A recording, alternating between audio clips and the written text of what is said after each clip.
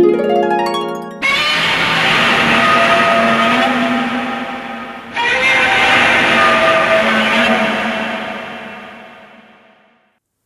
I want to take a moment today to take a page from Never Enough Ammo's book and make my own little you video today. Now, before I actually get into today's video, I want to explain something from yesterday's video first, address some questions I got. Now, in yesterday's video, I told people this was my first attempt at creating an AI version of myself to host live chats. Well, some people noticed that in the actual video, it said in the test footage, test number 2. Now, a lot of people said, aha, you said this was the first test. If it was the first test, why did that say test number 2? Well, I'm going to say you caught me. That was actually the second test. But you can't really count the first test because before I went in and made some adjustments to the program, it actually just generated a giant flatulent Diet Mountain Dew can wearing a ball cap. So that didn't work out too well. So went back, made a little adjustments, got what I ended up with yesterday. Now, that being said, I want to move on to today's video, my F you video. And what I want to say is, F you, Paul Harrell. Now, a lot of people are like, wait, quit hating on Paul Harrell. Why do you hate Paul Harrell? Is it because he's a better shot than you? No, I mean, who isn't a better shot than me? Is it because you're jealous of that nice sporting jacket he's got while you dress like, a lesbian bus driver? No, that's not entirely it. But, there's reasons. And some people will even say, well, is it because you're jealous of his curly locks and his deep piercing brown eyes and his masculine jawline and, his manly features? No, that's not it either. That has nothing to do with it.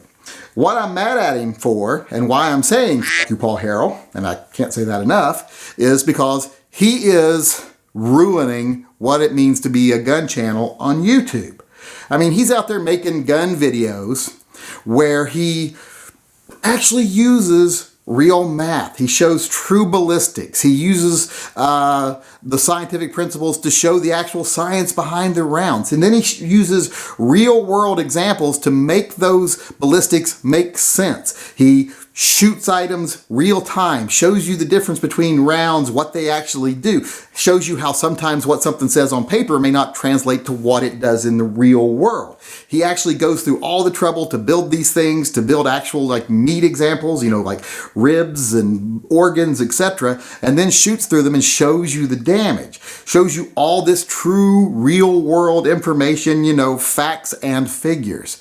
And nobody wants that in a gun channel. What people want from gun channels is, fat guys in their garage like me, or, testosterone fueled rages from, these guys in, really tight t-shirts, or they want hyperbole. They want just rage and just making blanket statements with no facts to back it up. And if anyone ever questions this, they don't want us to back up what we say with, real world testing. They just want us to accuse that person of voting for Hillary Clinton and move on. And that's what it means to be a gun channel. Paul Harrell is just flying in the face of that. And it's not just the fact that he flies in the face of what it means to be a gun channel, makes it harder on the rest of us. It's also that he does some videos that kind of ruin some of the things I like to believe. Like he did a video where, there's the myth that .357 Magnum is not even useful in a 2-inch barrel. It's not even worth carrying. Well, he did a video that completely dispels all that. And that kind of ruins it for some guys like me, because some of us that like to carry, bigger, larger barreled guns to compensate for smaller barrels somewhere else, we can't use that as an excuse anymore to justify carrying a bigger gun, because he ruined that excuse for us. So now people know you're compensating for something.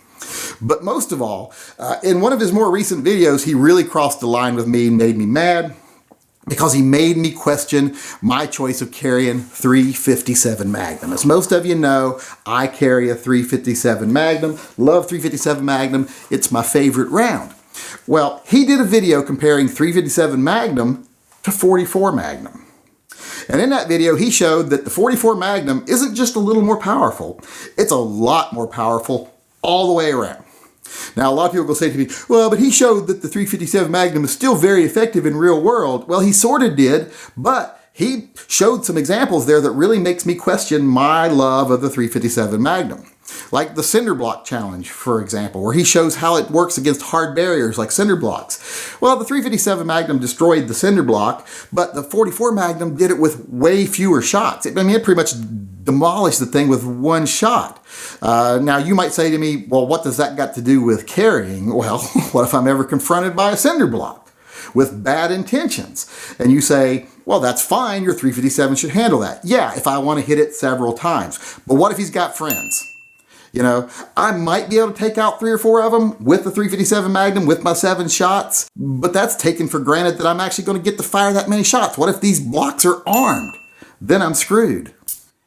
And you know, it just wasn't the hard barrier testing like the cinder blocks. It was also the testing he did where he showed how the rounds perform against large game like a deer. Well, in that testing, he set up a really nice setup there with actual ribs and leather and internal organs, etc. to show how the rounds perform. The 357 Magnum did very well, penetrated very deeply, did massive tissue damage, shattered ribs. I mean, it would have definitely taken down a large game animal. I've always known that, and he showed that to be true. He actually proved that by showing the damage. But the 44 Magnum, it went right through that setup. It would have gone clean through a deer, and it left massive damage in its wake. And you might say to me, well, why would you need that? Why would you need something that can shoot through a deer? Well, what if I'm at 7-Eleven?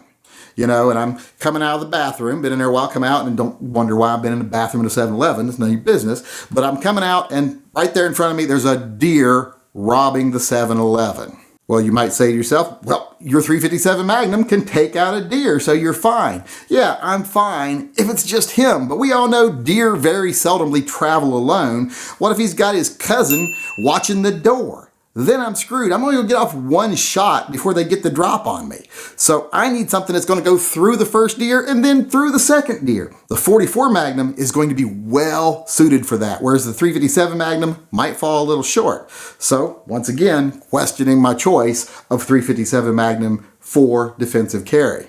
So as you can see, I've got multiple beefs with Paul Harrell, and I think they're very legitimate. He's making it hard on the other gun guys like me. So I just want to make this video to say, you Paul Harrell, and to tell everyone else out there, do not go to this guy's channel. Don't use the link that I'll provide below in the description of this video to go to his channel. Don't just do a search in the search bar above for Paul Harrell, Paulharrell. Don't do that. Don't go to his channel either of those ways. And once you do go over there, if you do, don't subscribe. Because if you keep subscribing to this guy, you're just going to encourage him, and he's going to make more videos that are well thought out, well presented, based in fact, and actually show real world examples. And who wants that? So, like I said, you Paul Harrell, you're making the rest of us look kind of bad.